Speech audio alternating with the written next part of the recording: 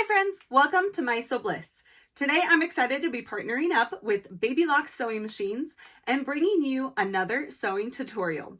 Today I'm going to be showing you how I like to do quilting just like this using my Baby Lock Sashiko. It is a really cool machine that does this stitching that looks like this. It's looks like hand stitching. It's really awesome, super cool. And here is the machine right here. I have loved trying it out on various projects, and especially quilting with it has been amazing. My next quest is going to be binding with it. I haven't bound this one. I probably won't use it on this binding, but I love how the quilting looks on this. It looks like it was all done by hand, and that is the look that the Sashiko machine gives you. You can adjust the length of the stitches, the spacing between the stitches, and you can use all different types of fun threads to get this look. So I'm going to show you how I made this block. I actually have a block that is the opposite. So I did the colors the different ways. I'm going to be quilting this one up using this same method so that I can hang them up as wall hangings was what I was going to go for with these. So I'm excited for this project. I think this one turned out super fun and cute. I used a variegated thread that is super fun and just really makes that rainbow pop a little bit more. So now we're going to do this project. So let's get started on this other rainbow. The first thing that I like to do once I have my front piece all done, whatever design you're doing, I'll put the pattern that I used for this one down below. This is my friend's pattern, super cute rainbows. It even has like a bottom piece that you can add to it. I didn't add that. And I didn't square it up yet. I'm kind of leaving it wonky right now for us to do the quilting on first, and then I'll square it up. So I ironed this really good, and then I also got a backing piece and some batting to go in the middle.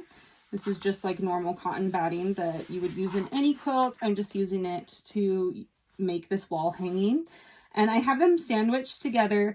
I like to then use some basting spray. I have this one, I think I just bought it randomly one day. So I'm going to finish this one off. It's from Hobby Lobby. I know Joann's has them, Amazon has them, all the shops have them, but I love it because it's like a glue that just holds all your layers together.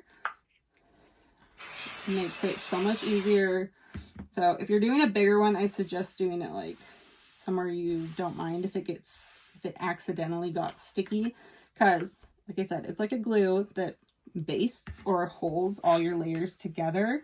It's not like super duper strong. We don't want anything that wouldn't wash out, but like you can kind of see it starting to like stick together on that side. And anytime I use this, I make sure that I stay on the fabric because I don't want like my mat getting sticky or anything else around it.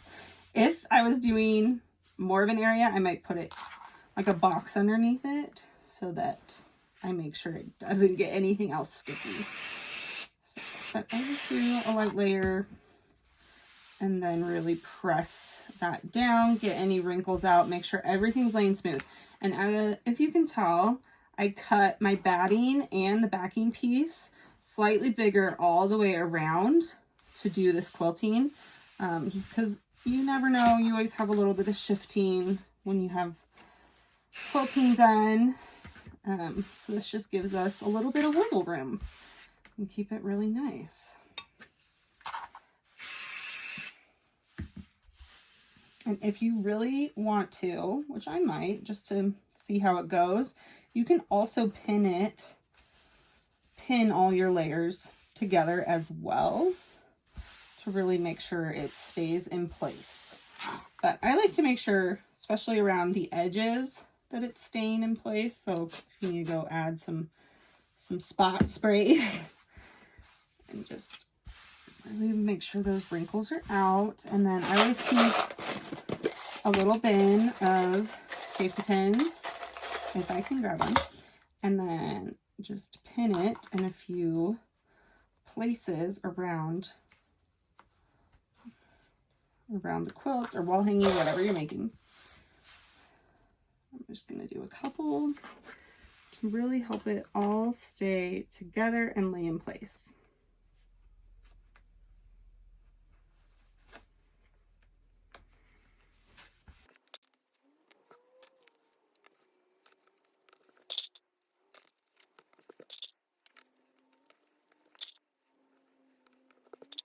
Once you've got it all pinned or sprayed, however you like to do it, then I wanted to start down here at the bottom and work my way up with the rainbows. And I just did the rainbows first and then decided I wanted to kind of keep adding the layers on for each like stripe. Let me grab the other one.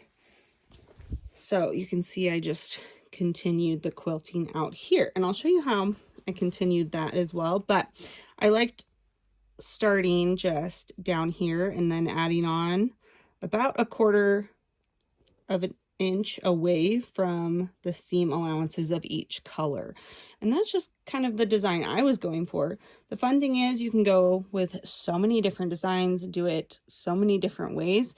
In the Sashiko manual, it even shows you some ideas on how to do stitching.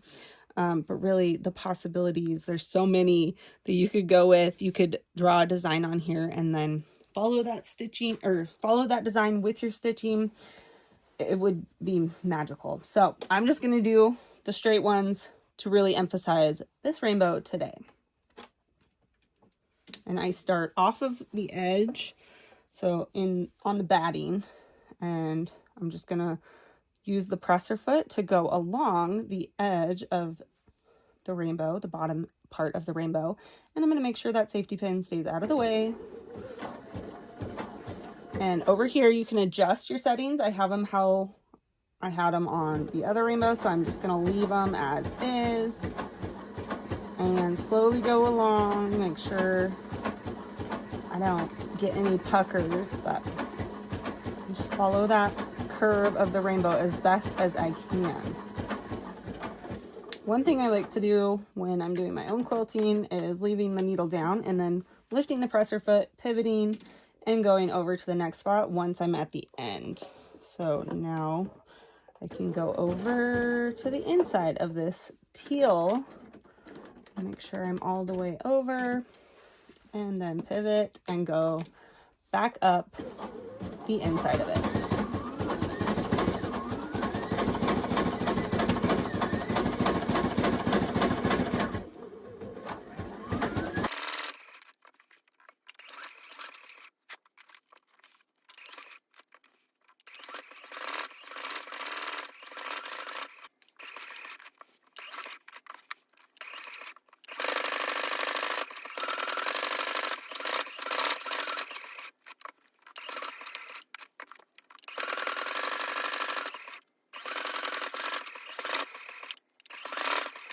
So one thing I've learned while using the Sashiko machine is that sometimes it's just better to go slow and steady instead of trying to rush through it or try and go as fast as possible, which is a lot of times what I do on a normal sewing machine. But I feel like the stitches on the Sashiko just turn out nicer when you go at like a good steady pace consistently and just kind of ease your way into it. And I don't know, maybe the more experience I get with it, the faster I will be able to go, but I honestly feel like the stitches look even better when I'm just at a consistent pace like this.